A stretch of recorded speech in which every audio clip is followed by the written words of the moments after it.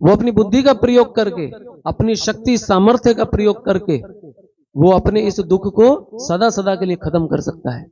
लेकिन दुर्भाग्य है सारी मानव जाति का कि जो लोग अपने इस बुद्धि का प्रयोग नहीं करते, बुद्धि योग नहीं करते, ज्ञान योग नहीं करते, हाँ, और इसी के कारण वो भक्ति योग नहीं करते और अपने दुर्लभ मानुष जन्म को ऐसे ही गवा देते हैं। समझे आप? यूं ही गवा देते हैं।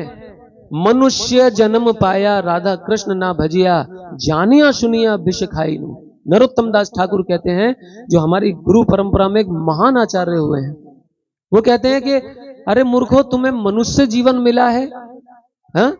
और तुम राधा कृष्ण का भजन नहीं कर रहे, तो ये तो बिल्कुल ऐसे है जैसे किसी व्यक्ति को मानव जीवन मिले और वो जानबूझ करके जहर खाए।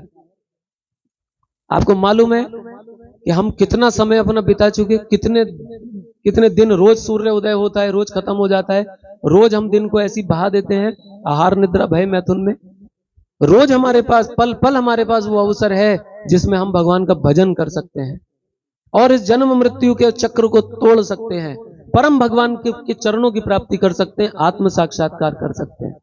लेकिन हम लोग इतने महत्वपूर्ण विषय को छोड़ करके और क्या कर रहे हैं, इस नश्वर संसार के नश्वर जो भोग हैं उनको भोगने के लिए हम, हाँ, पशुओं की भांति लगे हुए हैं।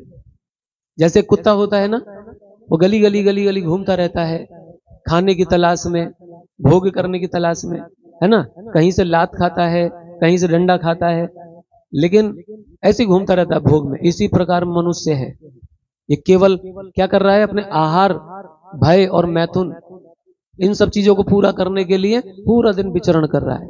अरे मूर्ख, ये जो मनुष्य जीवन मिला है, इस मनुष्य जीवन में हमें भगवान का भजन करना चाहिए।